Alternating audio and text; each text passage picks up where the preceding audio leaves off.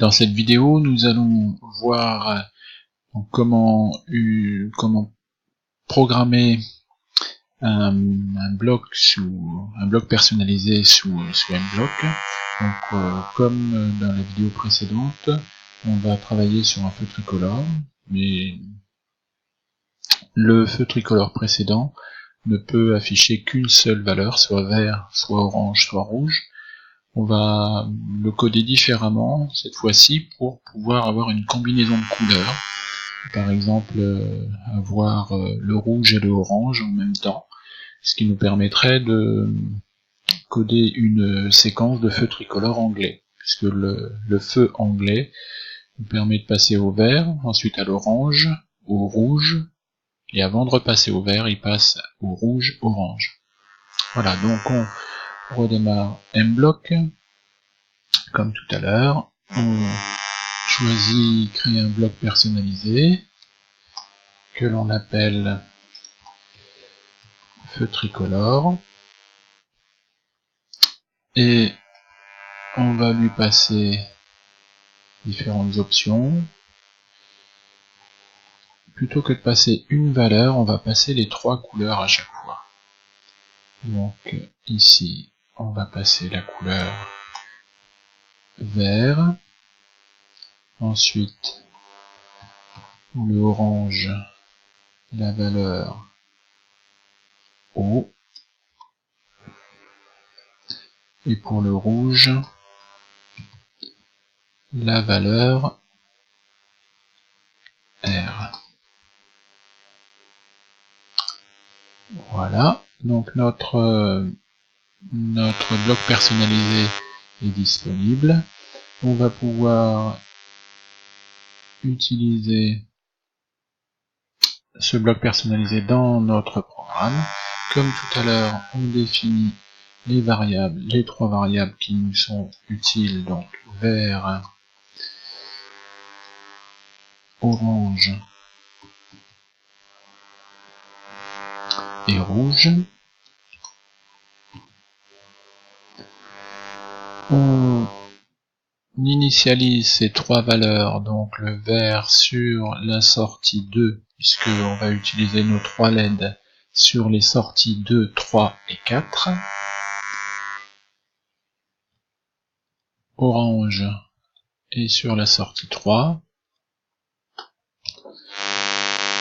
Et rouge sur la sortie 4.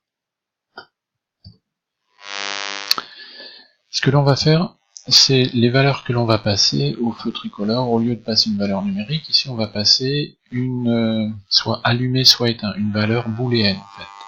Donc je vous propose de créer 2 autres variables qui vont s'appeler on et off.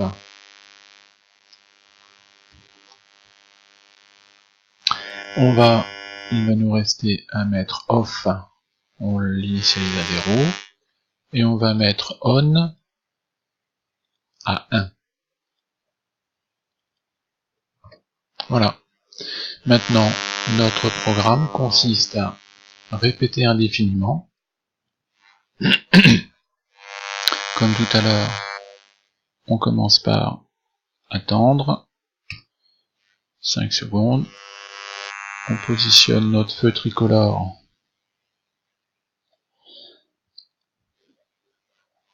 à ce moment-là. On va le positionner à vert, donc on, off, on pour le vert, off pour le orange, off pour le rouge.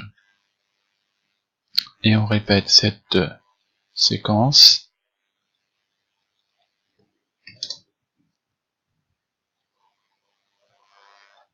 On commence par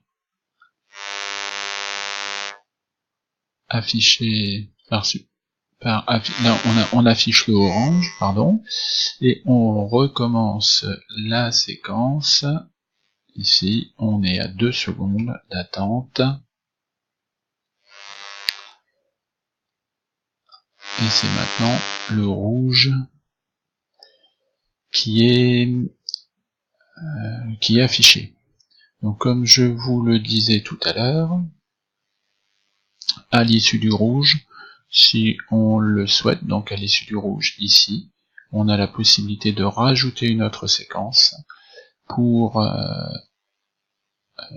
passer entre pour afficher le rouge et le orange. Donc si on le souhaite, on a la possibilité, il suffira juste de mettre deux valeurs, qui sont d'ailleurs orange et rouge, les deux valeurs à on.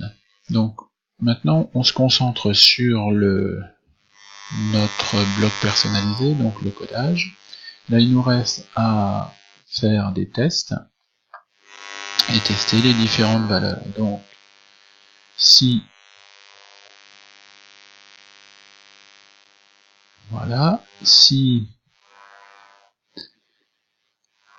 la valeur V est égale à on, à ce moment-là, on met l'état logique de la broche vert à haut, sinon on met l'état logique de la broche vert à bas. Il nous reste à faire exactement la même chose à la place de V, là on va tester sur le orange. Si le orange est à on, à ce moment-là, on met orange à haut, sinon on met orange à bas. Et on fait la même chose pour le dernier. Donc si rouge est à on, à ce moment-là, on positionne l'état logique de la broche rouge à haut, sinon on le positionne à bas. On vérifie, notre programme est terminé, le codage de notre bloc personnalisé est terminé. On vérifie bien qu'on est sur la bonne carte, on connecte le COM4, on va pouvoir téléverser dans l'Arduino. Comme tout à l'heure, notre programme est légèrement différent, notre programme a été généré, il est légèrement différent de celui qu'on avait tout à l'heure.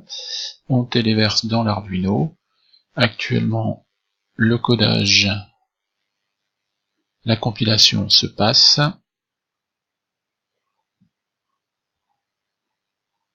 Voilà, la compilation se termine, et maintenant le téléversement. Le téléversement est terminé, et on peut vérifier que notre séquence fonctionne. Voilà.